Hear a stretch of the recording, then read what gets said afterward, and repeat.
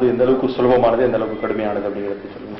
அதாவது கடன் உதவி பெறுவது அப்படிங்கிறது கனடா, அமெரிக்கா, அதாவது வட அமெரிக்காவில் ஒரு ஈஸியான விஷயம். அதாவது ஒரு எளிமையான முறை, அப்ளிகேஷன் ப்ராசஸ்லாம் ரொம்ப ரொம்ப சின்ன இதுமா. ஆனால் ஒரே ஒரு விடயம் அங்கே ஒன்று இருக்குது. அங்கே கிரெடிட் ரேட்டிங்னு சொல்லுவாங்க. ஒவ்வொரு தனிப்பட்ட மனிதருக்கும் ஒரு கிரெடிட் இருக்கு. ஏற்கனவே நீங்க கடன் வாங்கினவங்கள்ட்ட எப்படி நடந்துகிட்டு இருக்கீங்க அப்படிங்கிறத வச்சு தான், அடிப்படையை வச்சுட்டு அதுக்கு ஒரு மார்க் இருக்கு. 800 புள்ளிகள் வரைக்கும் இருக்கு, 830 புள்ளிகள் வரைக்கும். அந்த புள்ளிகள் என்ன அடிப்படையில தான் ஒவ்வொரு பேங்க்கும் அது கொடுப்பாங்க உங்களுக்கு. இது அது அதுக்காக குறைந்த புள்ளிகள் இருந்ததுன்னா கிடைக்காதுங்கிறது கிடையாது. அதுக்கு தகுந்த மாதிரி உங்களுடைய வட்டி விகிதங்கள் இருக்கும்.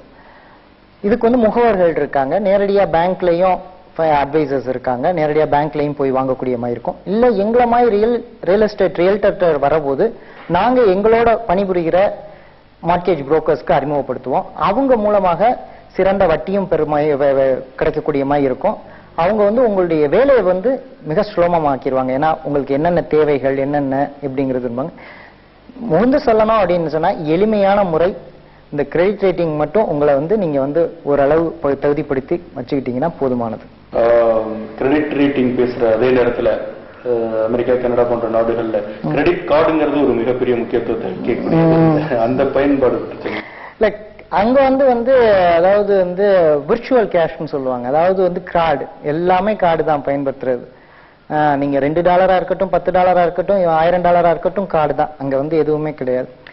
இதுல என்ன அப்படின்னீங்கன்னா, போன உடனே அதாவது உங்களுடைய அதாவது ஒரு ஸ்டாட்டிஸ்டிக்ஸ் என்ன சொல்லுதுன்னா, கெனடியர்களுடைய 2 வருட காலத்தினுடைய வருமானம் அவங்களுடைய லோனா இருக்குது, கிரெடிட் கார்டு இருக்குது அப்படின்னு ஒரு இது சொல்லுது. அது உண்மைதான். கார்டு கொடுக்கறாங்க, கொடுத்துட்டு அது ஏசியால இருந்து போறவங்க, அதாவது இந்தியர்கள் அதை ஒரு குறிப்பிட்ட காலம் வரைக்கும் பயன்படுத்துறாங்களே தவிர, அதை கன்வீனியன்ஸ்க்காக பயன்படுத்துறாங்களே தவிர, அதை ஒரு கடன் உதவியா பயன்படுத்துறது இல்லை அப்படின்னு தான் இந்தியர்களை பொறுத்தளவுல சொல்லணும்.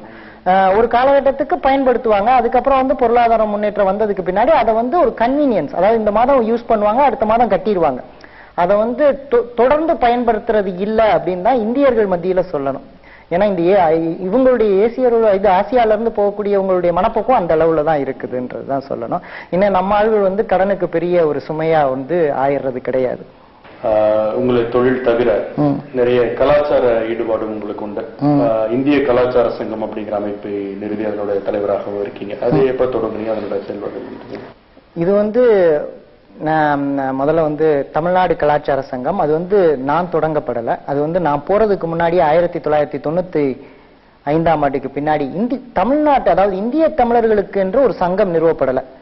இது எல்லாருக்கும் ஒரு தாகமாவே இருந்தது. அப்போ அங்க இருந்த ஒரு 40-50 பேர் சேர்ந்து முதல் முறையாக தமிழ்நாடு கலாச்சார சங்கம் கனடா அப்படிங்கிற ஒரு அமைப்பை ஏற்படுத்தி இந்திய தமிழர்களுக்கான ஒரு கூட்டத்தை கூட்டி அது கலாச்சார சம்பந்தப்பட்ட நிகழ்வுகளை நடத்திக்கிட்டு இருந்தாங்க. அது 97ஆம் ஆண்டுக்கு பின்னாடி ரொம்ப சிறப்பா நடக்க ஆரம்பிச்சது.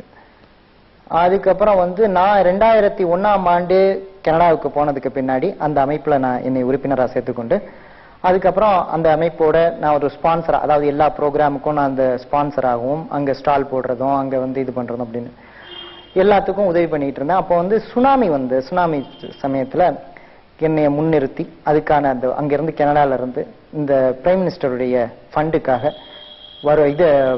பணங்களை வசூல் பண்ணி அனுப்புற ஒரு முயற்சியில ஈடுபட்டேன். அது என்னை ரொம்ப பாதிச்ச ஒரு விஷயம். அதுல ஆரம்பிச்ச ஒரு என்னுடைய பணி அதுக்கப்புறம் தொடர்ந்து அதுக்குள்ள உறுப்பினராகவும் அது சங்கத்தினுடைய மற்ற பொறுப்புகளையும் இருக்கக்கூடிய வாய்ப்புகள் கிடைச்சது. அப்புறம் 2007ஆம் ஆண்டு தீபாவளி விழாவை முழுக்க என்னுடைய சொந்த செலவுல அதை நடத்தி கொடுத்தேன். கிட்டத்தட்ட 300 பேர், அதாவது சாப்பாட்டுல இருந்து எல்லாமே என்னுடைய இதுவா இருந்தது. அப்போ அந்த நிகழ்வு ரொம்ப பிரமாதமா இருந்தது. அதுக்கு பின்னாடி இந்த அமைப்புல நான் என்னைய உறுப்பினர் இல்லாம ஒரு பெரிய ஒரு பதவியில சேர்ந்துக்கணும் அப்படின்றது 2008ஆம் ஆண்டு அக்டோபர் மாதம் நான் தலைவர் பொறுப்புக்கு எலெக்ஷன் வந்தது. தலைவர் பொறுப்புக்கு நான் போயிருந்தேன். அப்போ இந்த சங்கம் நடுவுல கொஞ்சம் இயங்குறது கொஞ்சம் கஷ்டமாயி கொஞ்சம் பின்தடங்கி இருந்துச்சுன்னு சொல்லிடலாம். அப்போ உறுப்பினர்கள் குறைந்து போய் இருந்த சமயம். அப்போ நடத்த முடியாத ஒரு சூழ்நிலையில ஏற்பட்டு இருந்தது. அப்புறம் நான் என்னுடைய தலைமை பொறுப்புக்கு என்னை இது பண்ணும்போது, அப்புறம் போனபோது, அப்புறம் வேற ஒரு தலைவர்களும் வர்றதுனால நான் வந்து என்னை துணைத் தலைவராக இணைச்சு கொட்டேன் அதுகிட்ட. அதுக்கப்புறம் 6 மாத காலத்துக்கு பின்னாடி மீண்டும் அவர் தலைவராக இருந்தவர் வந்து ரிசைனேஷன் கொடுத்ததுக்கு பின்னாடி நான் வந்து தலைவராகக்கூடிய வாய்ப்புகள் கிடைச்சது.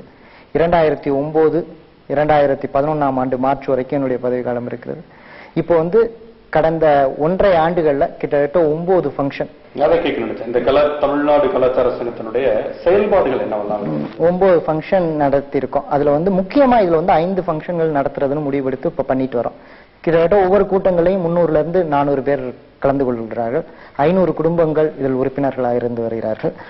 இதுல வந்து என்ன பேசிக்கா என்னன்னா, இதுல வந்து புதுசா வர்ற நியூ இமிகிரன்ஸ், அதாவது நாட்டுக்கு புதுசா குடியேர்ந்து வர்றவங்களுக்கு எல்லா உதவிகளும் செய்யறோம். அதாவது நீங்க இப்ப எங்கள் மூலமா சங்கம் மூலமா தொடர்பு கொண்டு வந்தால் நீங்க ஏர்போர்ட்ல இருந்து இறங்கி உங்களுக்கு முதல்ல ஒரு வீடியோ எடுத்து உங்க அந்த சோசியல் இன்சூரன்ஸ் கார்டுன்னு சொல்லுவாங்க, அந்த கார்டு எடுத்து ஹெல்த் கார்டு எடுத்து இதெல்லாம் அடிப்படையா நீங்க வந்த உடனே 3 மாத காலங்களுக்குள்ள செய்ய வேண்டிய விடயங்கள். ஒரு வேலை எடுத்து ஒரு டெம்பரரி, அதாவது சர்வைவல் ஜாப்ஸ் எனக்கு சொல்லக்கூடிய தற்காலிக வேலைகள் எடுத்து கொடுத்து இந்த மாதிரி உதவிகளை எங்களால முடிஞ்ச அளவு செஞ்சு கொடுத்துட்டு வர்றோம்.